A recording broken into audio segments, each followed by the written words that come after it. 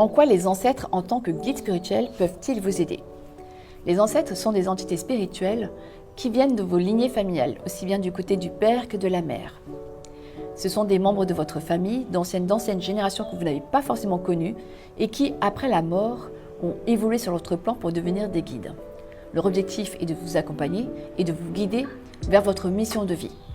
Voici 5 choses que vous pouvez solliciter. 1. Vous pouvez les invoquer pour la protection. Ils peuvent vous aider à repousser les énergies négatives, mais aussi à vous protéger d'éventuels événements.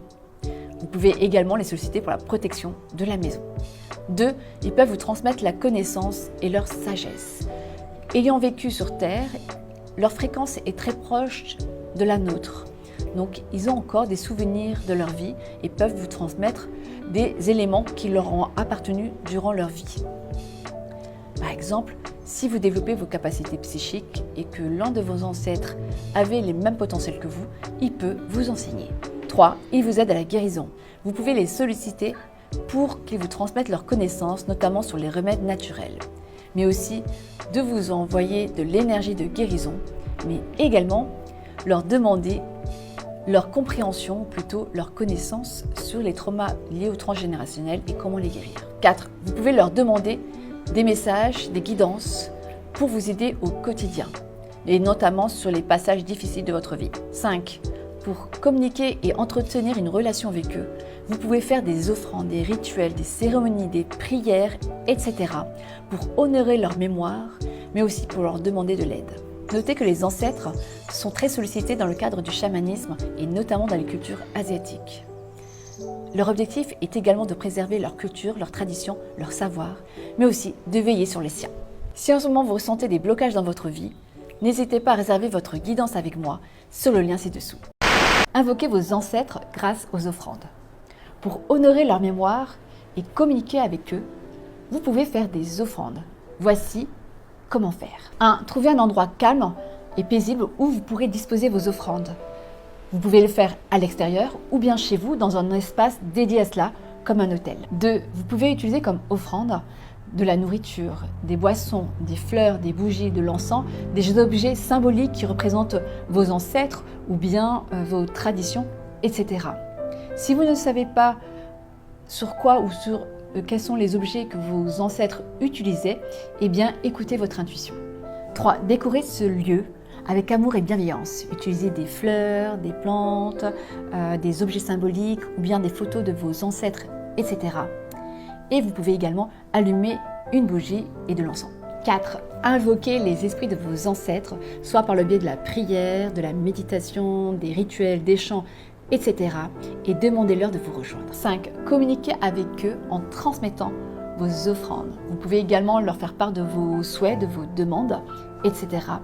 Et une fois que cela est terminé, vous pouvez clôturer votre rituel en les remerciant. Vous pouvez ensuite éteindre les bougies et laisser vos offrandes que vous retirerez plus tard. Personnellement, dans ma culture, nous faisons régulièrement des offrandes à nos ancêtres, mais aussi à nos proches défunts. Nous utilisons souvent la nourriture, comme beaucoup de cultures en Asie. Notez qu'il existe plusieurs méthodes pour faire des offrandes. Le plus important est de vous écouter et si vous avez une culture bien ancrée, vous pouvez également respecter vos traditions. Si en ce moment vous ressentez des difficultés et que vous souhaitez faire appel à... Bonjour la famille, bonsoir mes semblables, comment allez-vous? J'espère que vous allez bien. Donc vous venez d'écouter cette vidéo sur les ancêtres et vous vous êtes rendu compte que quel que soit l'endroit, quel que soit le pays, quel que soit le continent, le culte des ancêtres, c'est quelque chose de très important. C'est très important d'honorer nos ancêtres parce que si nous sommes là, si nous sommes ce que nous sommes, c'est aussi grâce à nos ancêtres. Il ne faut pas oublier que nous portons un tiers de l'ADN de nos ancêtres. Et le fait d'honorer nos ancêtres aura une répercussion positive non seulement sur nos ascendants, nos ancêtres et nos descendants. Voilà. Donc c'est un travail de lignée parce que les ancêtres et nous sommes en équipe. Nous sommes un maillon, nous sommes une chaîne et nous sommes tous reliés les uns et les autres et nous travaillons tous en équipe. Et c'est pour ça que nous qui sommes ici, nous portons tous en nous des mémoires transgénérationnelles de nos ancêtres, que ce soit des mémoires positives, que ce soit des mémoires négatives. Et c'est pour ça qu'il y a certains enfants il y a certaines personnes qui ont décidé de s'occuper de toutes les mémoires transgénérationnelles négatives des ancêtres. Et c'est pour ça qu'ils peuvent avoir la sensation de vivre des situations difficiles, de porter tout le poids de la famille. C'est tout simplement parce que c'est un choix d'âme, c'est un choix d'incarnation. En faisant ça, on libère tous les traumatismes, toutes les peurs, toutes les douleurs, toutes les souffrances que nos ancêtres ou nos aïeux ont vécu de leur temps et ils n'avaient pas cette sagesse-là de les transmettre. Et nous, quand on revient dans cette vie, on a cette capacité-là et on a cette force-là de bien de pouvoir transmettre cela. Donc c'est pour ça que c'est très important d'honorer nos ancêtres, de les louer tout le temps, de penser à eux et de faire parfois des rituels qui vont permettre de maintenir cette connexion entre eux et nous, parce que nos ancêtres, ils sont d'une importance capitale. Sont d'une importance capitale parce que non seulement ils peuvent nous protéger, et ils nous apportent la protection, ils peuvent nous donner la connaissance, et ils nous transmettent aussi leurs dons. Donc, on peut se relier aux mémoires de ses ancêtres pour pouvoir acquérir beaucoup de choses ou bien faire un travail, que ce soit un travail de protection de la famille, que ce soit une protection de soi ou bien une protection de ses enfants. On peut aussi demander des choses parce que les ancêtres, ils peuvent intercéder ou bien intercéder auprès du Créateur pour nous, pour que les choses puissent se manifester dans notre vie rapidement. Je sais que moi, je viens d'un pays en Afrique, je viens de l'Afrique. Et dans notre tradition, je suis Bamileke. Dans notre tradition Bamileke, il y a des cultes qu'on fait souvent. Le culte des ancêtres où on honore des crânes.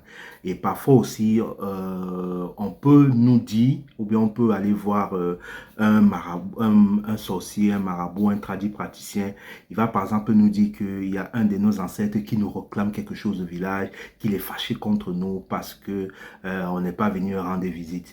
Je ne dis pas que c'est faux, je ne dis pas que c'est vrai, mais je dis que tout dépend de la croyance. Moi, je ne souscris pas à ça.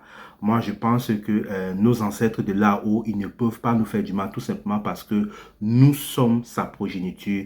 Il veut voir sa lignée grandir. Et pour moi, c'est comme ça que je perçois les choses. C'est un peu comme si vous accouchez vos enfants et vous voulez que vos enfants la souffrent. Donc moi, je ne conçois pas ça. Je perçois ça comment? Moi, je pense que il y a certains ancêtres qui ont vécu des situations difficiles ou bien qui ont fait des choses pas cool dans la vie et peut-être derrière, il y a eu des malédictions, il y a eu des trucs qui ont été dits.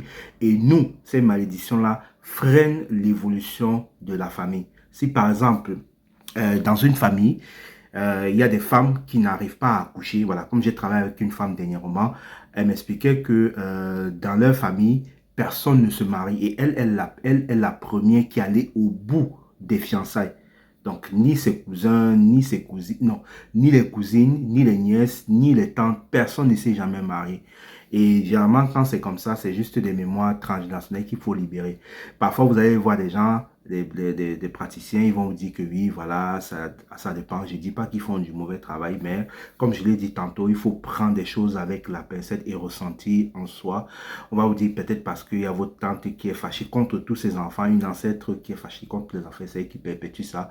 Moi, je pense que peut-être que il y a une de nos tantes, voilà, et quand la dame m'a expliqué son problème, en fait, c'est que dans ses vies antérieures, on lui a privé d'enfanter. Bon, on lui a privé d'enfanter, elle a fait des fausses couches, une fois, deux fois, trois fois. Et généralement, quand les aïeux font ça, il y a plein de colère, plein de haine, plein de frustration, sans savoir que cette colère-là qu'elle est en train de dégager, peut-être elle peut verser de l'eau au sol, elle peut dire, je suis en colère contre ceux qui m'ont retiré de l'enfant. Elle ne dit même pas que voilà, elle va maudire sa génération. Mais rien que seulement ce geste-là peut avoir des répercussions sur sa génération future, inconsciemment. Et il y a un enfant qui va vouloir venir libérer cela. Et pour libérer cela, ça ne fait qu'il faut faire un autre travail d'amour. Voilà, c'est beaucoup d'amour, de pardon, tout ça, tout ça, tout ça, tout ça. Donc c'est très important d'honorer les ancêtres parce que les ancêtres vont aussi nous envoyer des messages de guidance. Ils peuvent aussi nous orienter, nous guider à travers des rêves. Et à travers ces rêves-là, on peut vraiment réaliser et manifester plein de choses.